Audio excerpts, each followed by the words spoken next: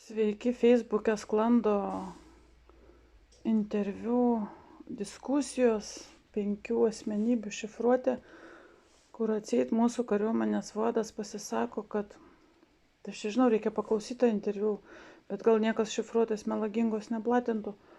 Šifruoja taip, kad jisai sako, kad Baltijos jūra ten yra NATO tiesiog baseinas, Kaliningradą gali sutraiškyti per porą valandų ir panašias nesąmonės. Tai štai dėl ko prieš porą dienų Rusija pareiškė, kad atrodo, kad NATO ruošiasi pulti Rusiją, Kaliningradą.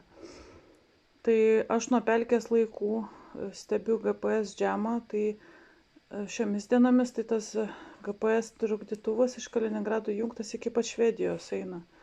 Raudoni taškučiai. Ir atsakant į mūsų kariuomenės vado tokias idėjas, tai aš norėčiau faktais pakalbėti. UK gynybos ministras skrido į savo bazę esančią Šiaurės Lenkijoje ir jie su gynybos ministerijos lėktuvėliu užbangavo prie Kaliningrado. Ir Kaliningradas jiems išjungė GPS. Ne tai, kad užžemino, bet išjungė jiems GPS. Ir jų lėktuvas be GPS kažkokiu tai būdu ten nuskrido. Ir atgal jie skrido ir vėl jie užbangavo. Ne šalia, o virš Kaliningrado jie įkalė. Ir jiems vėl išjungė GPS. Jie vos ne vos tenais kažkaip tai, na, iki Anglijos matyt veikia. Tas GPS toj vietoj pradėjo nebeveikti. Na, 100% įjungė GPS džemo trikdytuvą. GPS džemo darytuvą, sklandytuvą. Tai aš Vaikšnarui norėčiau atsakyti apie, tai yra konkretus atvejis aprašytas užsienio spaudoje, kad tu ten taip lengvai per 2 valandas tu ten nepasitvarkysi, nes UK gynybos ministras vos nežuvo. Gerai, kad jo lakūnas buvo kažkoks diversantas ir mokėjo skristi be GPS. Nes, na, Rusija, supranti, Vaikšnarai, jie humaniški, jiegi galėjo tiesiog nušauti UK lėktuvą, bet jie nešovė. Jie turi, žinok, Vaikšnarai, ir elektromagnetinį skydą. Aš galiu tau papasakoti, 2021 per Lietuvos kariuomenės dieną, lapkričio 23, jisai buvo išskleistas virš Kaliningrado. Ir išskleidus tokį elektromagnetinį skydą, lėktuvas išsilydo. Tai kai tu pasakoji tautai, sėdi viešoj diskusijoj 2025 ir tu nežinai apie šitą naujovę, kuri prieš 4 metus pastatyta, ir Rusijos gynybos ministerija įrašė šitą informaciją lietuviškai ir įdėjo į YouTube, kad visi žinotų ir nebandytų skristi, jie vis tiek skrenda.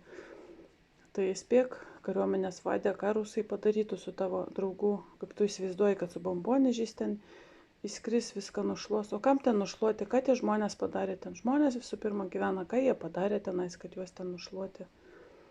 Tai prasme, kas čia iš viso per idėjos, kas delegavo šitokias idėjas pasakoti. Apskritai, jeigu tai būtų renkamas politikas, jau visi sakytų, kad jį reikia atstatydinti, o čia kariuomenės vadas su labai daug apdovanojimų aiškina, kad bus nušluotas Kaliningradas, po to rusai išlenda, sako, lyg tai ruošiasi pulti NATO Kaliningradą, tada jau LNK šaiposi rusam, vaidenasi, kad jis ruošiasi pulti. Taigi mūsų kariuomenės vadas visą planą pasakė. Bet aš sakau, aš spėju, kad nepavyktų ir rezultate šitų grasinimų mes patys įdėsime GPS žemę, čia tų lėktuvai nebegalės skraidžioti, aš nežinau, kaip jie skrenda iš viso. Per pusę Lietuvos raudona, kiekvieną dieną pasižiūriu. Tai, ta prasme, kariuomenės vadas gal nesupranta, kad žmonėm dirbti reikia, o lėktuvais, pavyzdžiui, iš Maroko, taigi mums ir bulves atskraidina, ir pomidorus, tai jeigu negalės iš Maroko pomidorų atskraidinti. Taigi Lietuvoje žemės ūkio nebėra, nebeaugina Lietuvos rinkai, o jeigu augina, tai išveža kažkur, tai eksportuoja. Taip, ką jie čia daro? Aš nesuprantu, aš tai esu šoke. Ir aš nesuprantu, kodėl jiems desperatiškai reikia taip karo. Kas šitokio nutiko? Ar iš tikrųjų Rusija panaikino pripažinimą Lietuvai de facto ir de jure? Tai iš jų šitos desperacijos būtinai sukelti karą ir nusibombarduoti, tai taip išeina. Tačiau aš noriu žmonės nuraminti, kad de jure de facto, jeigu rusai panaikino, Tai mes jau turim de jure de facto labai daug kitų valstybių visokių ir respublikų. Tai čia taip lengvai dabar neišeitų, čia būna, kad teritorija, kai tarpukarį čia paskelbė, kad mes dabar būsim čia respublika iš šitų likutinių žemių, visokius mokslinius straipsnius rašė, važiavo labai daug kartų į įvairias konferencijas, ten tautų lyga ir visur, čia ne šiaip sau, čia žinokit, labai sunkiai buvo įkurta šitoj teritorijai respublika.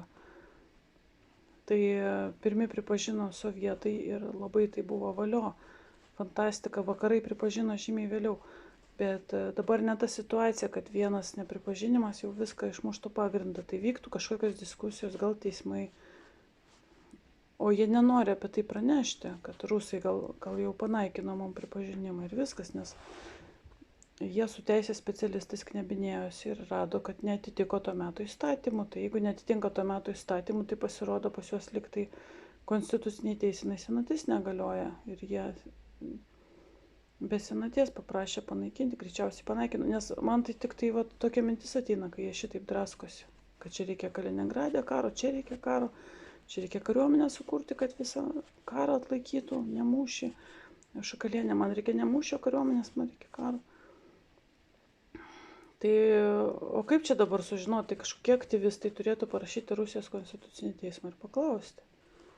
Nes tokia byla buvo, aš atsimenu, aš skaičiau rusiškai spaudoj, Komsomolskaya pravda ir labai jums rekomenduoju. Komsomolskaya pravda praneša kartais anksčiau Lietuvos naujienas negu Lietuvos tinklaraščiai. Tai tiek.